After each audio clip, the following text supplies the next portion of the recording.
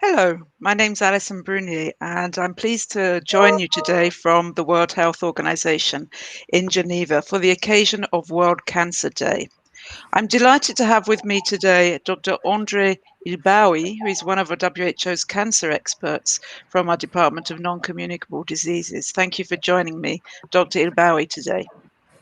Thanks to you, Alison, and welcome to all colleagues and friends from around the world. So today we're coming live from WHO's Facebook, Twitter, LinkedIn and YouTube accounts. If you'd like to ask your questions about cancer to Dr. Ilbawi, you can tweet at WHO, at Ask WHO on Twitter, or post your questions in the comments section on Facebook. So cancer is a disease that unfortunately affects all of us in one way or another.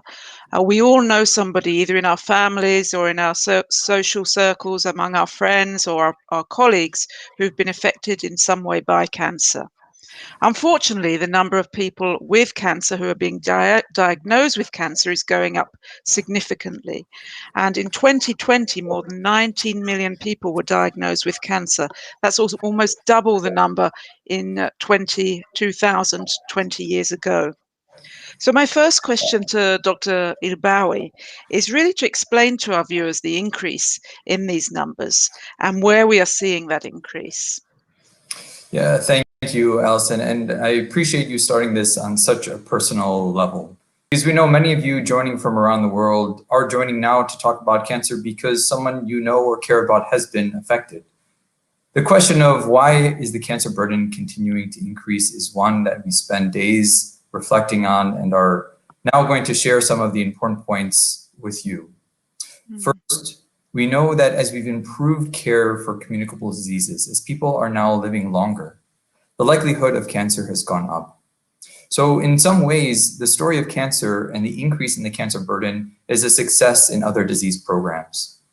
Because of that success, and because people are living longer, we are seeing more cancer cases around the world. But there are other contributors. A second important cause is the risk factors.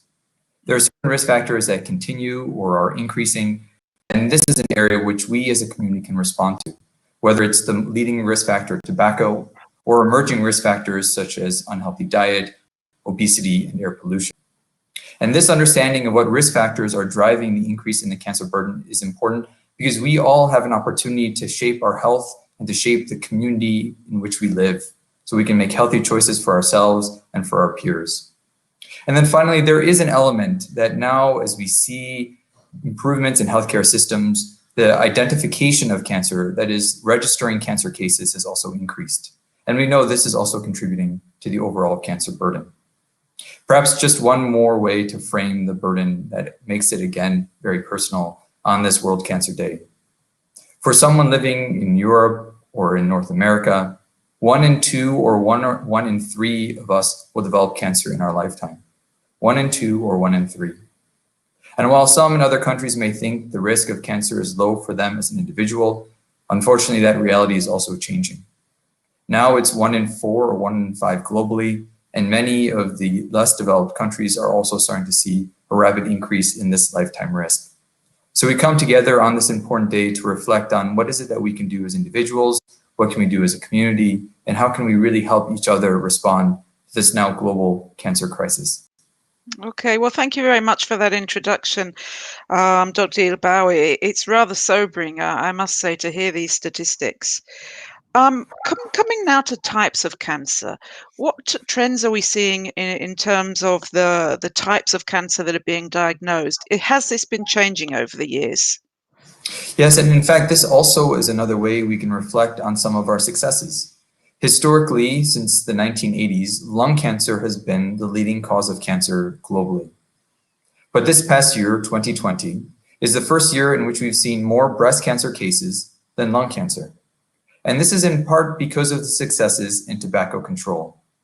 So we've been able to reverse the tide, or at least slow the tide in lung cancer, while we accept now that breast cancer has emerged as the most common cancer.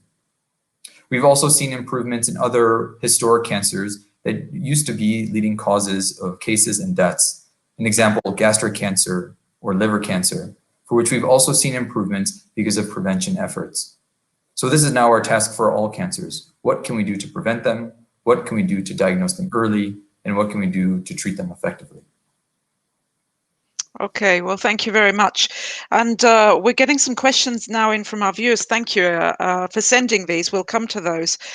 Just a reminder to those of you who are just joining us, we're live from WHO on Facebook, Twitter, YouTube, and LinkedIn. And you can send your questions to Twitter using the hashtag at AskWHO or adding your question to the comment section in Facebook. So our first question now from our viewers, Dr. Ilbawi, from Digash Atiga, and I hope I've pronounced your name correctly. And this is from Facebook. So he asks about food. What type of food can cause cancer? Thank you, Digash. This is an important area in which we are discovering more and more in our understanding of the types of food. Historically, we focused on the broader issue of healthy diet and obesity. And we know now, in fact, that obesity is one of the top 3 causes of cancer as a general group, obesity and unhealthy weight. So we do know that as a starting point, maintaining healthy body weight is absolutely critical. There is also a better understanding for certain types of food, and this has also emerged in the past decade. Diets that are rich in fruits and vegetables, we know, for example, can reduce colon cancer risk. And these are important statistics to be aware of because what we eat impacts so much of our overall health and well-being, our physical health and our mental health, and our lifetime risk of cancer. The general principles of a healthy diet that's balanced with fruits and vegetables, these remain core principles that are reinforced when our understanding of cancer and the risk factors is highlighted.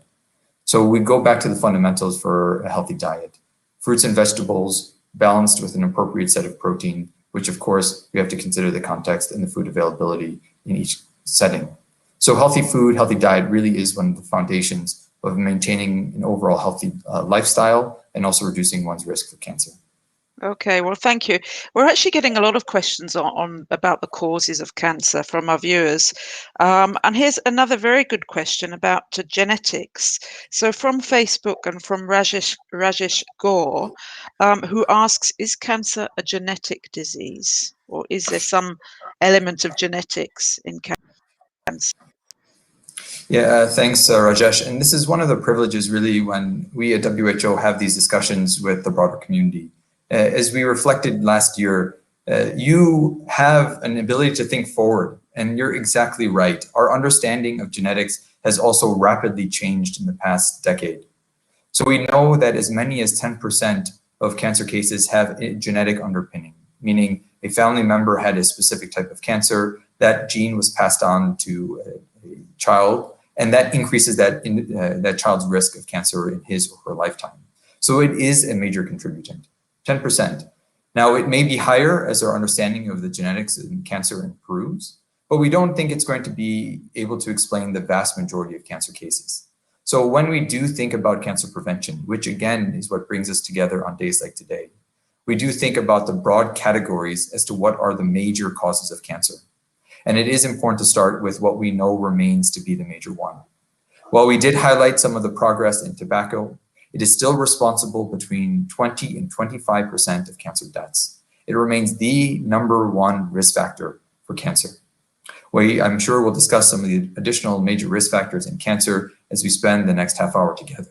But it is important to take that step back and recognize that tobacco is still a major public health threat for ourselves, for our families, and for our communities.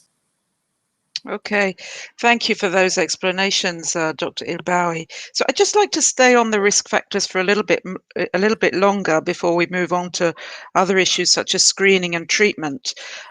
This is a question about chemicals in the air from Carol on LinkedIn, who says, "I'm allergic to chemicals in indoor air. Can they cause cancer?" So a question, and perhaps if you could also talk a little bit about the broader risk factors relating to pollution. Yeah, thank you for this important question. And we do really recognize the challenges with people who have sensitivities to different pollutants, because it has a very real impact on cancer risk and, of course, on respiratory or lung health more broadly.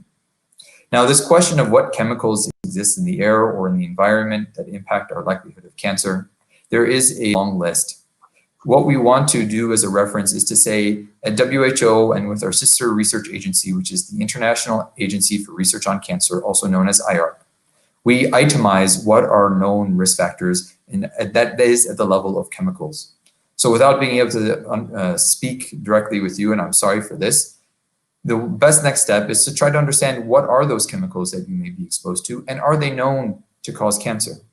IARC, this agency that I'm referencing, which is a part of WHO, has the highest scientific rigor to go through those types of carcinogens or cancer-causing factors and be able to say with the best level of certainty that they can whether or not X chemical or Y exposure causes cancer.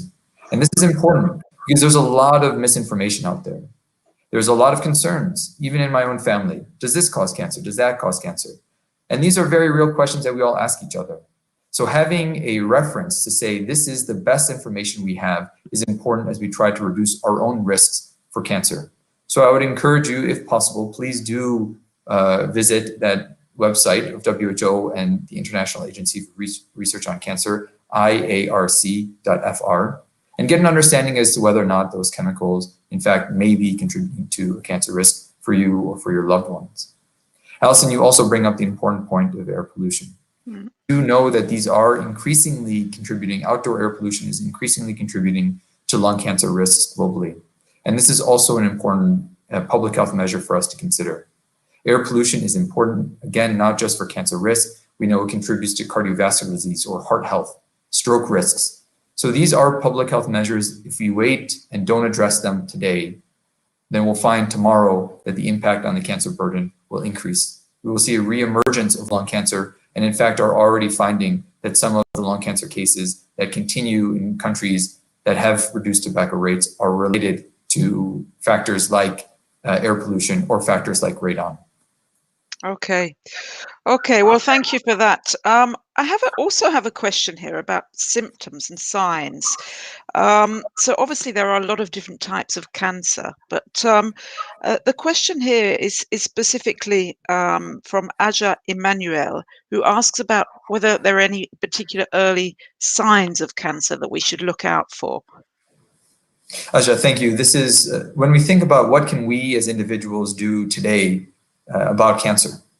This is the second set of questions. The first, what types of behaviors, what types of lifestyle choices can we make that maximize our health and reduce our cancer risk? The second is to be aware, exactly as you're asking, what are common signs and symptoms of cancer that we should be aware of, not just for ourselves, but for our loved ones. This type of community knowledge about cancer risk, cancer symptoms, in fact, can have a major benefit in reducing cancer-related deaths. When we think about progress that has been achieved in high-income countries, this type of communal knowledge is in fact one of the primary drivers. So each cancer has its own type of symptom, and that makes it challenging, of course, because the symptoms associated with breast cancer, as an example, are quite different than the symptoms that are common with colorectal cancer. And so it becomes a challenge of asking people to remember a variety of red flag symptoms. They exist. An easy one to remember is a breast lump for a woman is highly concerning for cancer. It doesn't mean a woman has cancer. In fact, the vast majority of women with breast lumps will not have cancer. But it does mean that a woman who has a lump and is concerned should go seek medical care. Similarly, for colorectal cancer, it may mean that there's blood in the stool.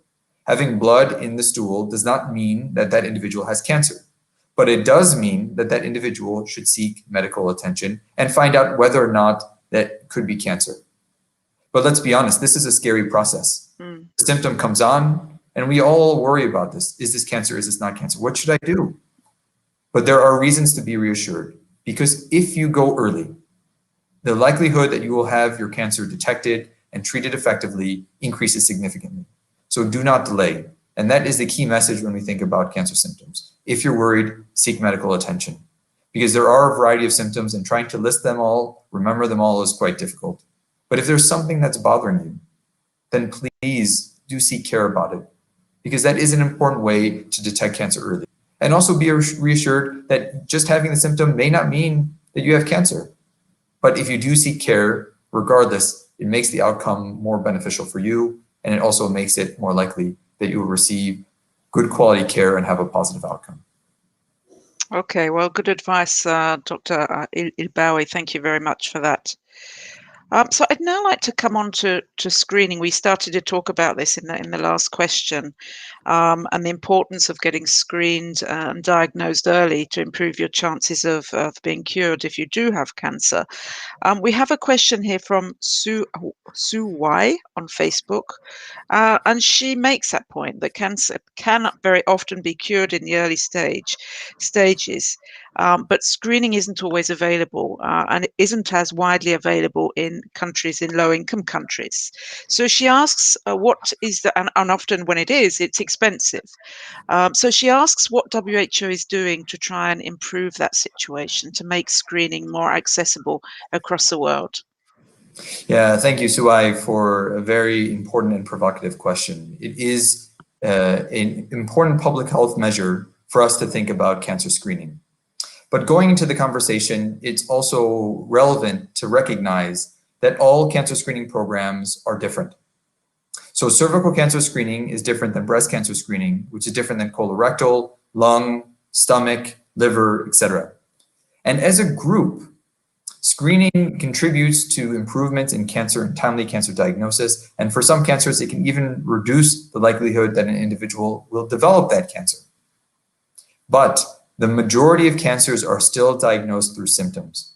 So these are the two different pathways in which someone can be identified as having a cancer or pre-cancer. One is through this diagnostic pathway. Symptoms develop and that individual seeks care immediately. The second is screening, which means that this individual does not have any symptoms, meaning they feel otherwise healthy, and they're going to see, is it possible that I have cancer? Both are relevant public health approaches, but the majority of people, including in high-income countries, 90% or more, will be diagnosed through symptoms and not through screening. Screening still has a major public health role, as I was saying. And when we think again about the most important types of screening programs, there are some that have been proven over and over again to be impactful. And the starting one is cervical cancer. We have seen significant improvements in cervical cancer outcomes, and in fact, a reduction in the number of women who have cervical cancer because of effective screening programs. And that is an important starting point. And your next question is, what is WHO doing? And thank you for asking that, specifically as it pertains to cervical cancer, because there is in fact a major initiative that our Director General has launched, and that is to eliminate cervical cancer. This concept of eliminating a cancer is something that many of us in the cancer community couldn't have imagined decades ago. But for cervical cancer, it is real. It is possible. We can live in a world in which no woman has to be diagnosed with cervical cancer.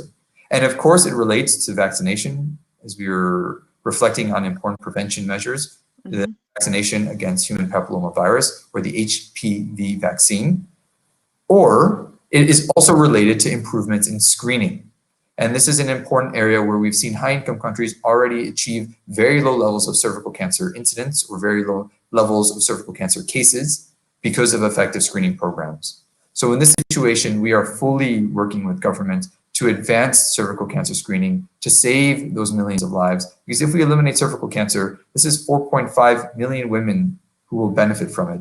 And this is for us one of the major priorities as we look at the cancer continuum and as we look at cervical cancer screening in particular.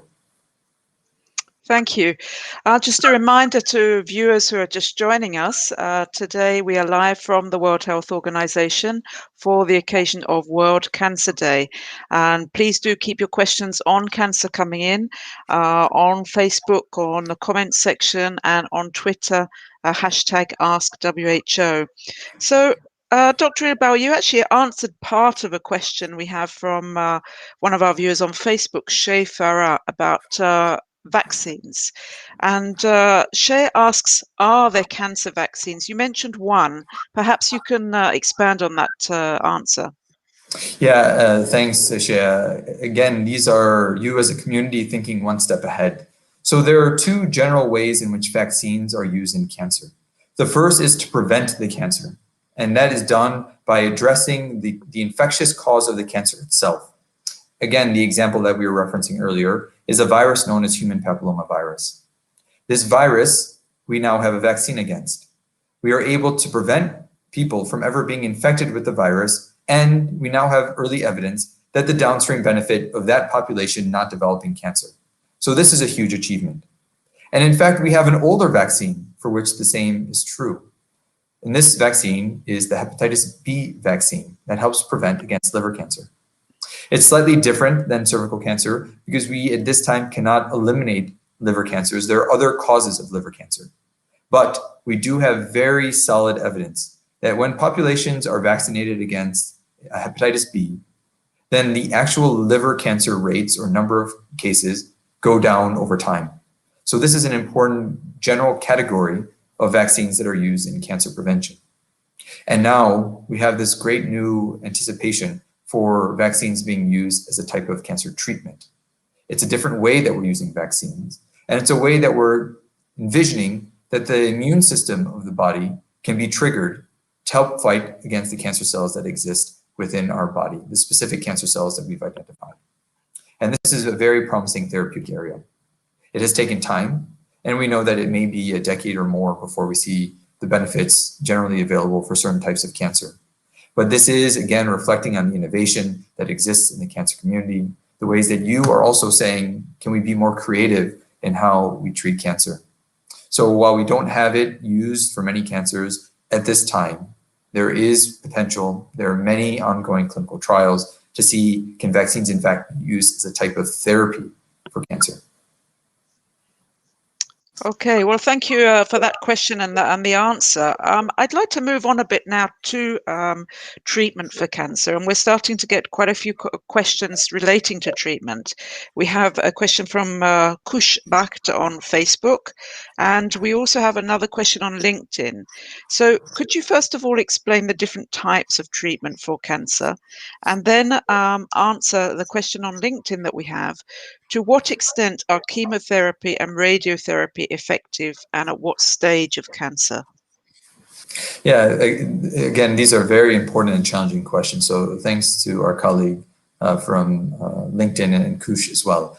The first question of treatment. In general, we categorize it into three groups. The first group, as we just heard in the follow-up question, is known as the chemotherapy, or what we call systemic therapy, which means that we give a medicine or a variant, a type of injectable treatment that can spread around the body and address cancer cells at the origin and any cancer cells that may be outside that original site for the cancer itself. When we talk about systemic therapy, the usual term that people hear is chemotherapy. Chemotherapy is a type of systemic therapy. But there are, in fact, with this new innovation in cancer, other types of systemic therapy, other ways in which we give a medicine that travels throughout the body and kills cancer cells. We have targeted therapies. These are a new class of medicine that is able to say, this is an abnormality in a cancer cell. I'm going to go find every cell that has this abnormality, and I'm going to deliver a therapy to those cells. They target specifically the abnormalities in those types of cells, hence the term targeted therapy. We're also seeing now immunotherapy, which, as we briefly referenced earlier, is a way to strengthen the immune system, because for certain types of cancers, we're finding that a strong immune system or strengthening our own immune system can help us fight against cancer. And this is also a very promising area of systemic therapy that has emerged in the past decade. The second general type of treatment for cancer is surgery. And surgery is an important way that we treat what are called solid tumors, the breast, colorectal, liver, stomach, brain, etc. What we're doing in surgical procedure is physically removing the tumor. And that is one of the core therapies that is used for the majority of cancer patients. And the last one is radiotherapy, as we also heard. Now with radiotherapy, it can be used to help shrink cells or kill cells at multiple sites, whether it's a site in which the cancer is already spread or the original site of the cancer itself. And radiotherapy also has a role for at least 50 or 60% of cancer patients. Now, the challenge with cancer therapies is to understand who should receive what and when. And this is the challenge for us, for individuals, when we care for individual cancer, people with cancer, and also for governments that are trying to understand what should we prioritize. Is this medicine, this radiotherapy technique? Because the benefit of a therapy is directly related, as our LinkedIn colleague rightly pointed out, to the cancer itself, the stage of the cancer, and other specific parameters or other specific considerations for that patient. So this is why there's not an easy answer to generalize, other than to say those three therapies are used for the majority of cancer patients, and the likelihood of success depends on the factors that have been rightly pointed out by our LinkedIn friend. Thank you, Dr. Ilbawi. This is extremely informative. I'd just like to take us back a step now, because looking at the questions that we're getting in, there are actually quite a few questions about different types of cancer. And we didn't go into any great detail at the beginning of the program about the main types of cancer. So this is from Cristel Ejercitado from Facebook, who asks, what are the main types of cancers and the percentage of survival? Obviously, that's probably quite a difficult question, but perhaps we could start with the main types of the main types of cancers. Yeah, thank you, Giselle. And in fact, these are important statistics to be able to feel comfortable with as we think about our own risks and our family's risks of cancer, because the leading causes of cancer in many ways depend on where you live. There are variations that are the result of risk factors and environment, and those trigger different types of cancers that are the leading cancers in a specific country or in a sub-region. Now, globally, as we briefly mentioned earlier, breast cancer has now emerged as the most common cancer, male and female combined. This is really quite an important reference for us to understand the global cancer burden. We can't ignore the reality that breast cancer is now the leading cancer. Lung cancer is number 2, colorectal cancer, prostate cancer, and gastric cancer. These now constitute somewhere between 5 to 13% each of the global cancer burden. And again, it is important to understand what is leading cancer in your country. And within WHO, we have a resource to help get that information publicly available. Again, if you visit the website of the International Agency for Research on Cancer, that is where you can find what are the most common cancers in your country. What have we made progress in? And really, thank you for raising this important question. There are certain cancers for which we have seen this rapid acceleration in improvements in outcomes, meaning someone who's diagnosed with that cancer will survive. We've seen great improvement in breast cancer. We've seen incredible improvement in childhood cancer. We're seeing improvements in colorectal cancer, but there's still some that are left behind in which progress has not been as quick. And those include cancers like gastric or stomach, liver, and to some extent, lung cancer as well. But while we celebrate this progress, and it is important, we don't want to walk away today with a message of we've made no improvements in cancer care. It's also important to recognize that not everyone has access to these improved therapies. And unfortunately, someone's likelihood of surviving, whether it's a child with cancer, depends almost entirely on where that child lives. And in the era of sustainable development, in the era of solidarity, this can't be a reality that we accept. That a child who's born in a poor country or born in poverty does not have access to basic cancer treatment. So rather than have that child survive with 70, 80, 90% likelihood, that child unfortunately is destined to not survive that cancer and die. So for us as a cancer community, we celebrate the progress and we deal with the reality that unfortunately many people still don't have access to those improvements in cancer care. We use this as a rallying cry. We use this as a way to inspire action and not to invoke fear, but let us continue to work in the spirit of solidarity as we recognize that no one with cancer should be relegated to a death sentence when we have treatment available. Okay, and that's perhaps at this point is a good point to mention that on the 15th of February, it is International Childhood Cancer Day. And of course, we will be going into a lot more detail about childhood cancers and what is being and what can be done about them to help children and their families with cancer on that day. I'd also like to mention that you can find a lot more information about cancer and about WHO's cancer work on the WHO website, www.who.int. So I'd like to move on now to the current pandemic. And this is a question we have from Giselle.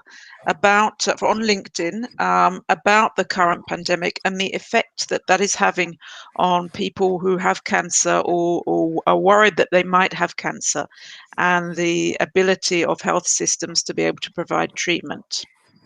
Thank you, Giselle. This is, for us, an already concerning exacerbation of a challenging situation. And there are many ways in which the pandemic has negatively impacted cancer care globally. It is important to take a step back and accept that we as a global community have all been negatively impacted by this pandemic. It has impacted our personal lives, it has impacted our health, it has impacted our relationships. So we don't want to draw attention to cancer and say this community has a special status, because in many ways, this is, again, an effort for us to stand together hand in hand. At the same time, we can be very precise now with what is happening in the cancer community during this pandemic. As you rightly point out, people are delaying presenting with care because of a fear of going to a provider, because of inability to access public transportation. People aren't able to get to a clinic to investigate whether or not that cancer symptom is in fact cancer or not.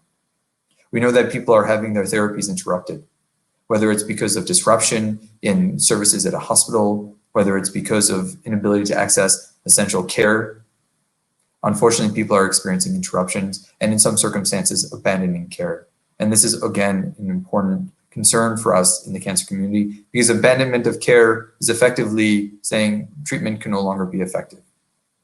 And then there's also the risk that we know people who are immunosuppressed, cancer patients, do have this higher risk of suffering increased death or disability when they contract the virus.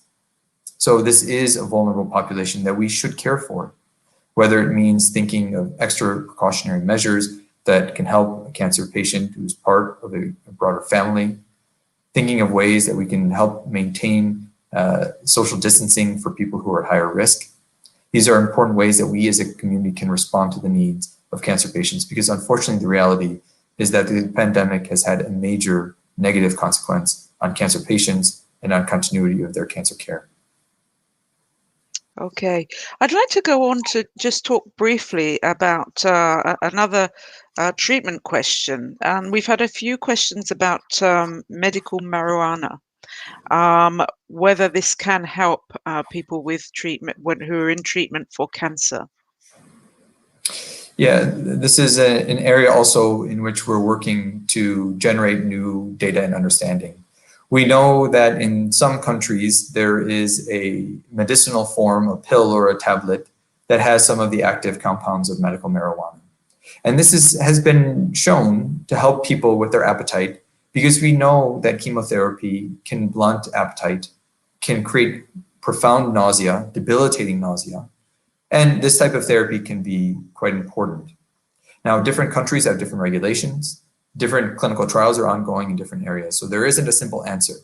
But the idea that we as a community need to come with better therapies for people who are receiving chemotherapy, this is an important principle. And again, it can be contextualized to the country, but the idea of stimulating appetite and reducing nausea is important regardless of what therapy is included. And that again is a decision that an individual person with cancer should make with their providers. This discussion is also important to realize that openness and transparency in your treatment plan with your provider is important. If you're experiencing nausea, or if your loved one has experienced profound nausea, share that. Because in fact, it may also impact the decision for the dose that's being used for chemotherapy, other medicines that may be required, and that type of information is important. So it is important as cancer patients, as a community, that we are all open and transparent with each other, because that is for the betterment of all of us, to recognize that if you're experiencing difficulties with nausea, loss of appetite, let's talk about how we can help you.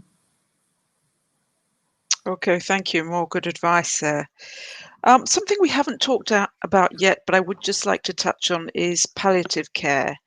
When people are in advanced stages of cancer, can you talk about what palliative care is and how it can help?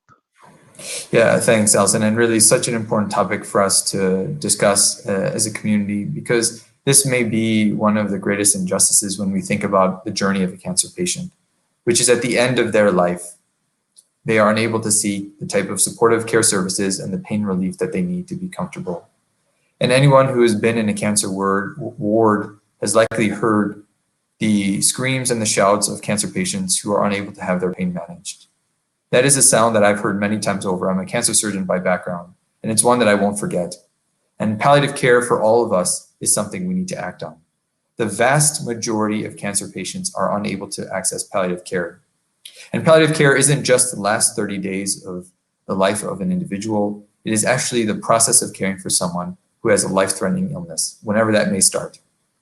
So when we do talk about palliative care, there are interventions that we can consider at a hospital level and at a policy level.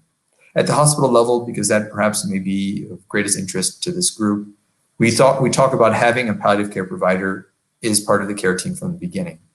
Many people get scared of this. Why are you having a palliative care provider? Does this mean I'm going to die soon? But this is part of changing the culture. It isn't about when death is coming. It is about making sure that people who have critical symptoms that disrupt their life and well-being can have those symptoms addressed during and after treatment. And that's an important point for us to remember.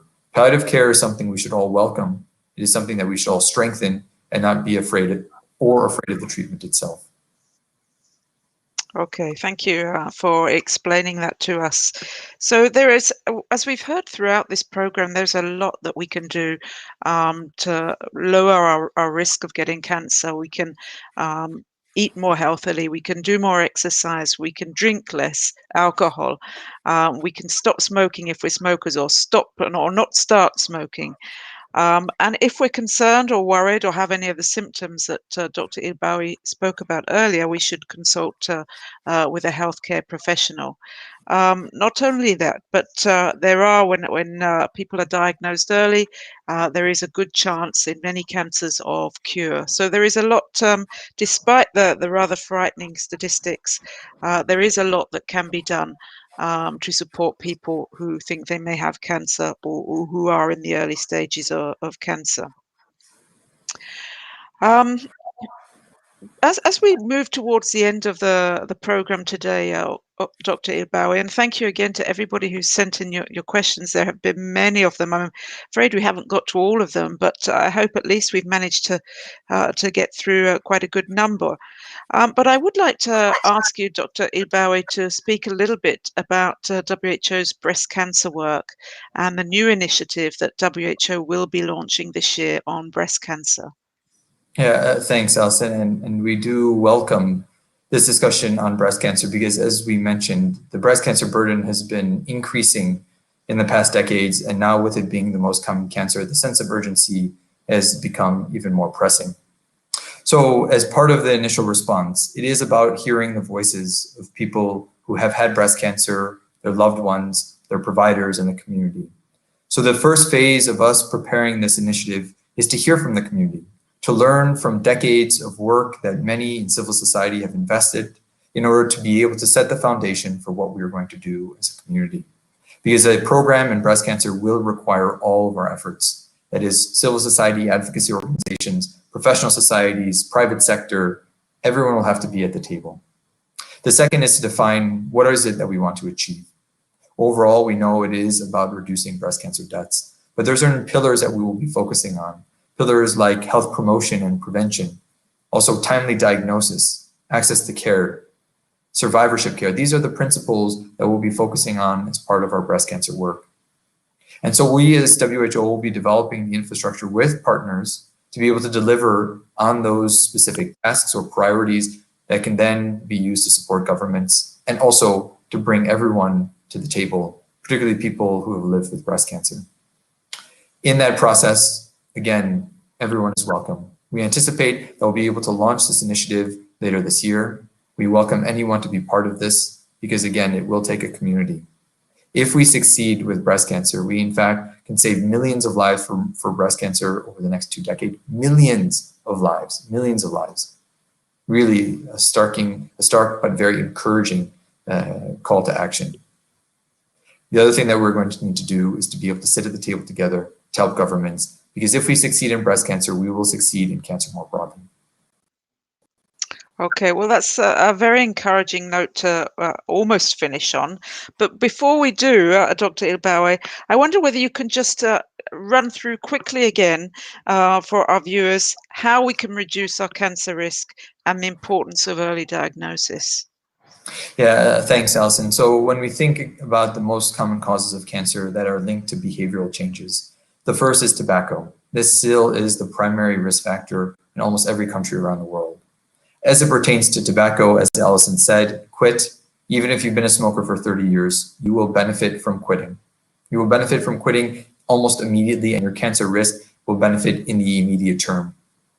If you have a loved one who smokes, encourage them to quit, because their smoking also impacts your likelihood of developing cancer if you share a household or spend a lot of time with that individual.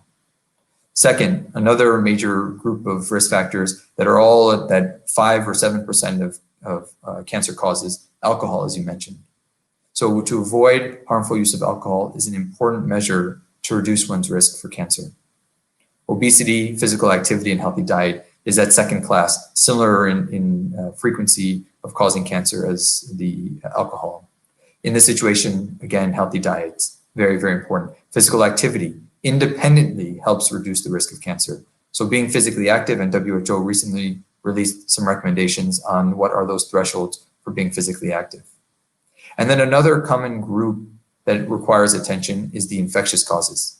So that means, again, be vaccinated if you are part of that eligible community. Look at what are the infectious causes of cancer in your community and see, is there something that can be improved? A common cause of gastric cancer is bacteria that can be addressed through improvements in water sanitation. So look at your community, try to understand, are these contributing to infectious causes in your country? And then, of course, there's a broader category, air pollution, emerging as a major public health concern broadly and in cancer in particular. There is concern for radon, which is also something that WHO is being very active in, and with congratulations to the team that's working to address radon exposure. Radon is a odorless gas that is a natural decomposition of uranium, which is in soil. It can, in fact, impact us in our own households. And so there are ways to measure radon in households or in commercial buildings and workplaces to help ensure that exposure to radon remains low. The list does go on, and it is not an intent for us to invoke fear for people that everything causes cancer. While there are things that cause cancer, these are the starting points for what are the most important risk factors for you as an individual to consider. And then the second action you can take, early diagnosis. If you have symptoms, please act. There is no reason to hesitate. If you have a loved one who's fearful about something, seeking care is the important first step. And doing so with the recognition that you will often have a community around you. Cancer survivors exist around the world. Call one, talk to one, see if there's an advocacy organization in your neighborhood who can help you, because it is a moment of fear for all of us when we hear this could be cancer. Let us do this in solidarity. Let's stand together, because there are resources to help you. And with that, I think those are the two major areas for prevention and early diagnosis for us to focus on. Well, thank you very much, Dr. Ilbawi, for joining me today for this Facebook, YouTube, Twitter, and LinkedIn Facebook social media live on cancer, on World Cancer Day. I'm very pleased that we've had people joining us from around the world once again. India, USA, UK, Switzerland, Sweden, Nepal, Bangladesh, Greece, Turkey, Spain, Italy, France, Germany, Egypt, Nigeria, Tanzania, Burundi, Philippines, Thailand, Indonesia, Guyana, Canada, Cyprus, Poland, Ukraine, Indonesia, and Colombia. And I still haven't named them all. But it's great to see so many people joining us, particularly in these continuing difficult times. Like many of you, like us, are working from our home offices. So thank you very much. Do go to our WHO website for more information on cancer, and take care. Bye-bye. Thank you, Alison. Thank you, colleagues and friends.